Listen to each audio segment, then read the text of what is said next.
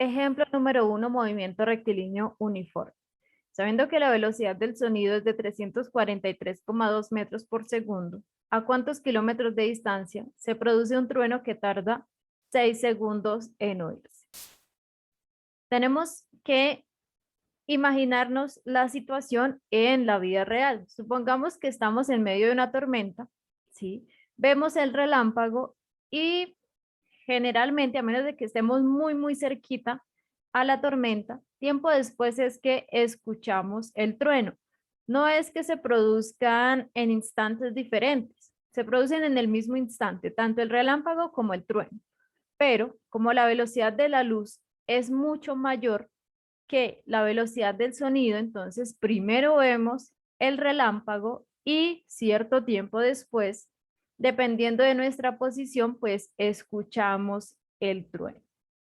Esa es la situación que se está presentando acá. Se produce el trueno, ese sonido sale con una velocidad de 343,2 metros por segundo, viaja en un movimiento rectilíneo hasta que cierta persona lo escucha y escucha ese trueno 6 segundos después de ver el relámpago. Entonces, con esta información nosotros podemos averiguar exactamente a qué distancia o muy aproximadamente a qué distancia se produce ese trueno. Los datos del ejercicio son los siguientes. Tenemos que en la posición inicial es justo donde se produce ese trueno. Entonces vamos a ubicar nuestro sistema de referencia X y Y justo en esa posición donde se produce el trueno. Si ubicamos nuestro sistema de referencia acá, significa que donde se produce el trueno está justo en el origen de coordenadas. Por ende, la posición inicial es 0 y en ese instante vamos a tomar como el tiempo t sub 0 igual a 0, que es justo cuando se produce ese trueno. La velocidad con la que sale ese sonido, el sonido que va a escuchar la persona 6 segundos después, es la velocidad del sonido que corresponde a 343,2 metros por segundo. Cierto tiempo después, que es ya cuando llega a la posición final, que ¿cuál es la posición final? Cuando la persona lo escucha. Entonces, en este momento debemos averiguar pues qué distancia recorrió ese sonido hasta que la persona lo escuchó después de 6 segundos. Para eso, vamos a utilizar la ecuación del movimiento rectilíneo uniforme y pues aclarar que la velocidad con la que llega al sujeto sigue siendo la misma porque si es un movimiento rectilíneo uniforme, la velocidad es constante durante toda la trayectoria. Tenemos la ecuación. X sub f es lo que debemos calcular. X sub 0 ya la tenemos, que es 0. Tenemos la velocidad, que es 343,2 metros por segundo.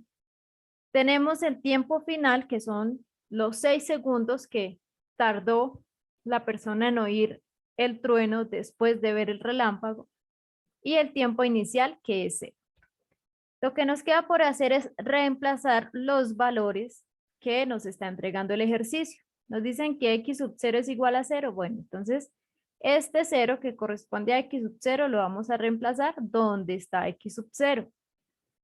La velocidad, que tiene el mismo valor tanto en la posición inicial como en la final, 343, lo traemos y lo reemplazamos donde está la velocidad.